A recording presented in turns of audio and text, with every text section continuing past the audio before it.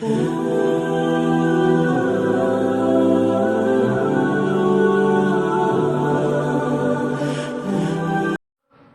کل یہ بات اگر ہم سب اپنے دلوں کو ٹٹولیں اور اپنا جائزہ لے کر دیکھیں تو وہ لوگ بھی جو پانچوں نمازوں کے پابند ہیں وہ اگر اپنی نمازوں کی طرف ذرا متوجہ ہوں تو شاید ہی کوئی اللہ کا بندہ ایسا ہوگا جو نماز کے اندر خشوع کا ویسا اہتمام کرتا ہو جیسا کہ مطلوب. اور بعض لوگ تو بالکل مایوس ہو جاتے ہیں اور یہ سمجھتے ہیں کہ ہم سے خشوع ہو نہیں سکتا کیونکہ ہمارا دل و دماغ جب نماز پڑھنا شروع کرتے ہیں تو دل کہیں ہے دماغ کہیں ہے.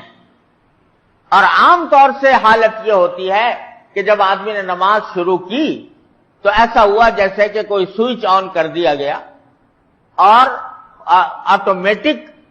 مشین کی طرح زبان سے الفاظ نکل رہے ہیں اور نکلتے جا رہے ہیں. دل کہیں ہے دھیان کہیں ہے اور نہ سجدے میں دھیان ہے نہ قرات میں دھیان. یہاں تک کہ بعض اوقات ایسا ہوتا ہے کہ جب نماز پڑھ کے آدمی فارغ ہوا اگر اس سے کوئی پوچھے کہ پہلی رکعت میں کون سی سورت پڑھی تھی اور دوسری رکعت میں کون سی سورت پڑھی تھی تو بعض اوقات یہ بھی یاد نہیں آتا. اس حالت میں ہم لوگ نمازیں پڑھتے ہیں تو بسا اوقات دل میں یہ خیال ہوتا ہے کہ جب اللہ تعالیٰ فرما رہے ہیں کہ نماز ہی ضروری نہیں ہے بلکہ خشوع بھی ضروری ہے تو بعض اوقات مایوسی پیدا ہونے لگتی ہے. لوگ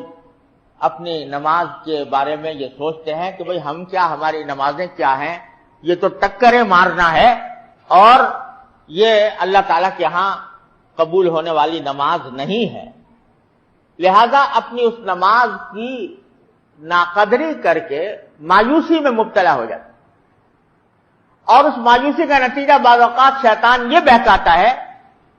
شیطان یوں بہکاتا ہے کہ جب تم سے وہ نماز صحیح طریقے سے ادا ہوتی نہیں, قابل قبول نہیں, تو پھر کیا ضرورت ہے اس محنت کرنے کی. لہذا بعض اوقات نماز ہی سے محروم کرا دیتا ہے. تو میں تھوڑی سی بات عرض کرنا چاہتا ہوں کہ خشوع کا کیا مطلب ہے اور کس طرح ہم اس کے اوپر عمل کر سکتے ہیں, قرآن کریم کی اس حکم پر کس طرح عمل کیا جاتا ہے. دراصل بات یہ ہے کہ خشوع کے معنی یہ ہے کہ اپنے اختیار سے آدمی ان الفاظ کی طرف دھیان دے جو وہ زبان سے ادا کر رہا ہے. اس کا آسان طریقہ یہ ہے, یعنی جب آدمی نے نماز کی نیت باندھی, سورہ فاتحہ پڑھنی شروع کی, الحمدللہ رب العالمین کہا, تو اس کو پتا ہونا چاہیے کہ میں الحمدللہ رب العالمین کہہ رہا ہوں. اپنے اختیار سے اپنا دھیان, اپنی توجہ, اپنا خیال ان الفاظ کی طرف لگائے جو وہ زبان سے ادا کر رہا ہے. یہ اتنا کر لے گا تو خشوع حاصل ہو جائے گا. اب کیونکہ اللہ تبارک و تعالیٰ نے کوئی ایسا کام انسان کے ذمے فرض نہیں کیا جو اس کے اختیار سے باہر ہو اور جو اس کی طاقت سے باہر ہو,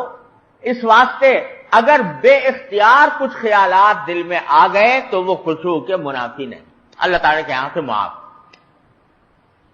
آپ نے نماز پڑھنی شروع کی, دھیان شروع میں لگایا, اللہ اکبر دھیان سے کہا, سبحانک اللہم پڑھا, ابھی پڑھائی تھا کہ ذہن کسی اور طرف غیر اختیاری طور پر چلا گیا, تو وہ غیر اختیاری طور پر جو چلا گیا ہے وہ معاف ہے اللہ تعالیٰ کے ہاں, اور اس کے نتیجے میں وہ آپ کے اوپر کوئی گناہ نہیں. لیکن جب یاد آ جائے پھر فوراً انہی الفاظ کی طرف لوٹائیں جو زبان سے ادا کیے جا رہے ہیں. اتنا کر لیں تو خشوع کی کا جو ادنا درجہ ہے الحمدللہ جو مطلوب ہے, جو ضروری ہے, وہ حاصل ہو جائے گا.